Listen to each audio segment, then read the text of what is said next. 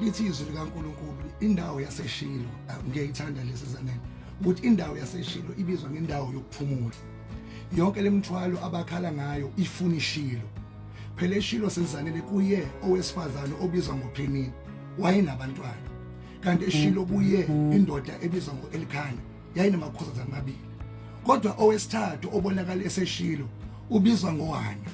okusho ukuthi iShilo yamamukela ngoba eShilo khona nabantu abaya khona inhliziyo idabukile abaya khona izinto zingahambi kahle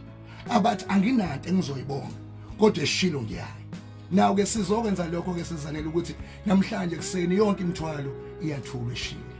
babekile abalaleli bethu inkinga zabo babeka ukuhlushwa abantwana babeka ngithanda nalabo babeka baze babeke ngisho iveli kubona ngaphakathi athi umuntu ngihlushwa nasi isifo ngishadelwe kodwa isketa ngisibheki ngikhulekiseni kuNkulunkulu ngoba kwesinye isikhathi ngempela kuyadinga ukuthi ube nabantu abazokubamba izandla ukudlulisa kulento asikhuphuke baba sikhuleke kuNkulunkulu ngoba umkhuleko unamandla ngicela nje usithathe ngomkhuleko usise entabeni kaJehova. Ngiyafuna sithandaze nawo wonke umlaleli oseke wabhala abanye ababhalanga kodwa into yabo ithi umthwalo khona manje siyathandaza sizoyizwi likaNkulunkulu siqale ngokunyukela emntabeni sinyukela uNkulunkulu lithi izwi likaNkulunkulu lo namandla kathwale abangenamandla bese lithi izwi likaNkulunkulu ukhona yini onomthwalo osinda uJesu usukuma uma phakathi kwabantu uthi hayi uma khona osindwa akeze kimi ngimethule sengiyathandaza uyinkosi ephakemeyo uyinkosi engcwele baba ngalesi sikhathi ekseni kulolu hlelo sinyukele eShilo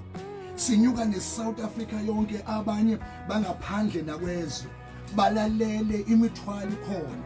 bantwana bakho Thixo abasebenzi kukhona abanye ababuya kwidivorce bashayile balele phansi abanye bayazisho nangezinto ebona zibahlula ezingabakhipha ngisho emshadweni wabo uNkulunkulu waseShilo uNkulunkulu wabe kuEli endaweni yokuma la khona umuntu ofika khona enemithwalo ebefika ethulwa khona ngiyathandaza sinyuka nabo sinyukele endaweni ephakemeyo abagulayo ngisho enyamweni khona lothi inyawo zivumi nginyuka naye nalothi umsebenzi awukho ngiye ngafunda nginyuka naye nalobona ingozi yomshado wakhe ungabhidlika ngenxa yendlela ayiphethe ngayo nginyuka naye khona lothi omakhelwane bonke abangifuni angiyazondwa yona umuntu nginyuka nabo siseShilo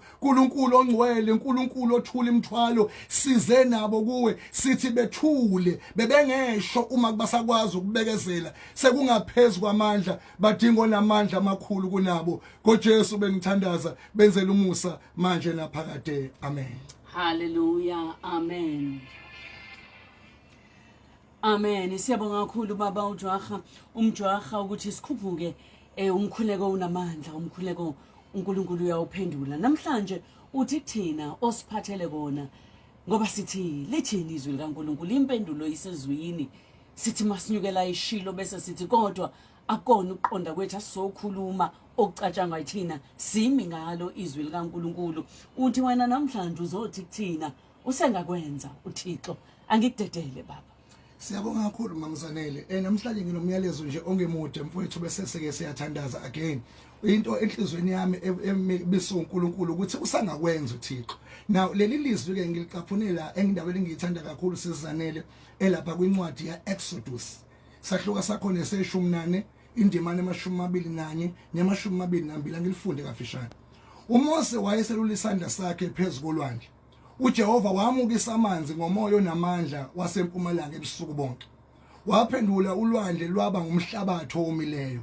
amanzi ahlukana bantwana bakwaIsrayeli bangena phakathi kolwandle emhlabathini owomileyo amanzi abalugange kubo ngakwesobunene nangakwesokhohlo izwi lakho leliyaphila linguqobo siyaqonda ngalo ukuthi lukhanye enyaweni zethu ngoJesu inkosi amen amen nanku umyalezo ke mamzanele nabalaleli bonke boKhozi FM namhlanje ngicela ukuthi ngwethule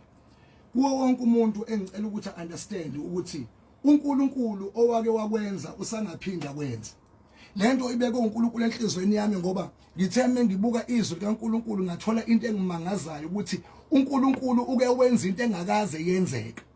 yini lenzo uNkulunkulu mamzanele uthe uIsrael esekhishiwe eGibhithe lento yayinkulu uNkulunkulu ayenza kubo waqonda uNkulunkulu ukuthi mabehamba ngendlela emfishane ehleze bafice izitha zabo abangazazi uthi uNkulunkulu Moses hamba noIsrayeli umbhekise olwandle olubomvu uma kufika olwandle olubomvu mamuzanele lithi iBhayibheli wafika uMoses wama phambi kolwandle wabuza uNkulunkulu kanti uNkulunkulu indlela ikuphi la uthe samangela uMose ebona ulwandle luphambi kwabo wavela uNkulunkulu wathinta uFaro wabalandela eya kubantu abangasenandlela eya kubantu asebevimbekile now lithi iBhayibheli uIsrael wengena ukubuyela emuva ngiyayithanda mamzalele lento ngoba kuyenzeka uNkulunkulu akusolwandle bese vimba ngemuva enzela ukuthi option yokubuyela emuva ungabusaba nayo awukho plan B awusenawo plan B into ekhona ukuthi ubhekane nolwandle now khona izinto ezenziwa uNkulunkulu mamuzalele emlalele esekhaya ezenza uNkulunkulu avele ngoba lesi simo abakhala ngaso kumanje abalaleli ulwandle olubomvu and luvimbe akukho ndlela akekho umuntu wayengaletha umkhumbi owawungafaka uIsrael awele now lithi iBhayibheli uma evimba ngemuva uNkulunkulu ebeka uIsrael ngaphambili uthi kuMoses phakamisa isandla leyo nduku engakunika yona bese amanzi ayahlukana nayo into engiyithandayo ithi iBhayibheli uma waphakama amanzi nxa zonke zolwandle uNkulunkulu wakhombisa uIsrael ukuthi ngaphansi kwamanzi kade yalungiswa indlela ngizothi mina kade ilungisiwe indlela mamuzanele ukuthi kunabantu abanovalo lokubheka olwandle namhlanje ke sinyukele Eshilo sizothi noma ngabe isiphi isimo kuso asihambe siyolwandle uNkulunkulu kulinde khona abanye abantu mamuzanele abambona uNkulunkulu kwizimo zabo kanti abazi ukuthi ubalinde kwinkinga abanayo bathi befika olwandle olubomvu uNkulunkulu mephakamisa induku uMoses lwavule kulwandle into emangazayo eshiwo yiBhayibheli lami lithi inhlabathi eyayisolwandle kwakuyinhlabathi number 1 eyomile okwesibili yayineyintuli noma ubheka intuli ubheka inhlabathi eyomile ubheka amanzi mamuzanele ayikho into ehlanganayo kodwa uNkulunkulu wenza ngabomu ukuthi inhlabathi abazohamba kuyo ababonisa ingabi nanodaka kodwa ibe nentulu ukukhombisa ukuthi yimi uJehova benza hayi uma ekwenzile usengakwenza lento uNkulunkulu ayeyenza webakhombisa ukuthi there is no indlela yokubuyela emuva indlela ekhona yokungena olwandle bahambe enhlabathini eyomile namhlanje mamuzanele khona abantu abazohamba enhlabathini eyomileyo ade bekhala ngeinkinga izolo kodwa namhlanje bazohamba enhlabathini eyomile lento ingikhumbuza enye into mamuzanele amadoda amana enoqhoko elithi iBhayibheli kwathi umehleze egula engenamuntu ongabasiza lithi iBhayibheli bathi sizohlala senzeni ngoba uma sihlezi sizofa kungcono siye kuma-Aram lithi iBhayibheli bentengezela mamuzanele benjalo khona ngimbonayo ontengezelayo othi ngivuka edestiny ngivuka phansi kwidivorce angikwazi engizokwenza umyeni wami unkosikazi wami kudliwe yonke into enginayo umsebenzi uphelile baphumele kamu lithi iBhayibheli ngokwenza njalo kwabo uNkulunkulu wake wenza waphinde wenza bafika kukhona impuphu bayifaka eSamaria awukhumbuli yini mamuzanele ukuthi amadoda amathathu ayeseyofakwa emlilweni uma eyongena emlilweni wabona uJehova esezwini uthi angisenayo indlela engenza ngayo angiyobalinda kuwo umlilo elithi iBhayibheli wathi ngena uShadrach Meshach and Abednego bathi behla bezansi bafika kukhona kwesini indoda yesini angayenza mamuzanele sizosho into eyodwa sizothi uNkulunkulu uma akakwenza usakakwenza uNkulunkulu lamadoda anobulephero ngiwathanda uma ngabe sehamba uthi ayahambe entengantenga anobulephero ayagula umzimba uvumi inyawo ayivumi kodwa kuthi uJehova wenza isimanga wa amplify lento wafaka izipika enyaweni zawo kwanomdumo impi yabaleka ngoba icabanga ukuthi impi enkulu kanti amadoda amathatha agulayo uzathi mamuzanele obhalayo lo osempini yama-Aram uthi hawu basibambele nezinye izimpi basipikela amanye amakhosi okusho ukuthi lo Jehova wenza abantu abagulayo babe khona umsindo namhlanje ngoba uma ekakwenza ngaphambili uzokwenza angithi sizonyukela Eshilo phela Eshilo mamuzanele khona singambalanga khona uEli Eshilo wenzani uEli wenza into eyodwa uthi noma okufuna kunjani akube njengokufuna kwakho sothandaza uthini uEli mfundisi wami uEli mama ekhuluma umwana uthi kahle nkosikazi awukwazi ukuba sekuseni ube sobeka uphuzo emlonyeni wakho uthi hayi angiphuzanga ngithululela inhlungu engizoyenza ukuthi ngingowesifazane onobuhlungu uthi ngiqhukuluziwe kakhulu angithi siseshilo manje ngoba funeka sikhuphuke uthi into engizele iyodwa ngiyambona uphenini uzobonga abantwana umyeni wami usengincengile wathi angidla kudleki umyeni wami uthe angithi ngiyakunika ngokubili kuwe kodwa akuyivali isikhalo sokuthi anginamntwana mefika ke Eshilo mama uZanele ufika khona indoda ehlezi ngasensikeni nawo ngiyamthanda Eli uthi uEli sifazane ke uma kuukuthi awuphuzanga uNkulunkulu kaIsrayeli makakwenzele okufunwa inhliziyo yakho ngaphezulu kokukhula akakunikeza ukuthula ngoba abantu ukuthula banako noma ingaba khona imali bongakhipha imiliyoni umnikeze umuntu kodwa ukuthula makungekho leyo mali ayuba umsebenzi walutho siyeshilo siyokhuluma into eyodwa namhlanje ukuthi uNkulunkulu imthwalo esilethe Eshilo asehle entabeni isithuliwe uthi mfundisi wami lokhu Jehova akakwenza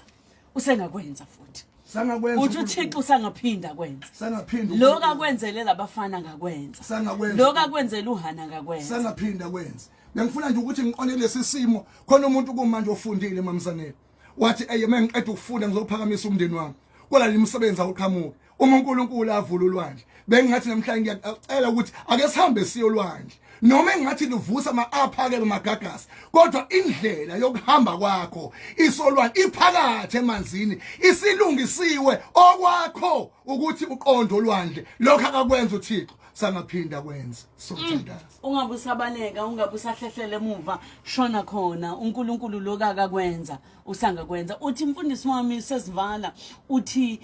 uthi nalo ngasebenzi nalo nje bakade besho ukuthi kade sizama nampa abafundi nabo bashikashike kubusuku bonke bangabamba lutho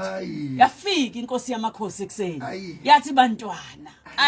lokho akakwenza angithi njoba nje beshikashike kanje into ebhlungu yokuthi akahlonga sisuke kulomfula siye komunye kodwa wasebenzisa lo mfula ade beshikashike kaku into ayenzile thina asizoma la uKhozini sokhuluma ngento esingayazi uke wakwenza uma ekwenzile izolo usangaphinda kwenza into ebekufuna uyazi yodwa methembe yena umethembe uthi imizamo yonke ngiyenzile kodwa senginike yena ithemba lami uma uJehova ekwenzile izolo ngizothi mina balalo uKhozi FM usangaphinda kwenza uma siye Eshilo siye endaweni yokuphumula Eshilo indawo yokwethula kwemthwalo akekho ozobuya Eshilo esathwele imithwalo yakhe sinibusise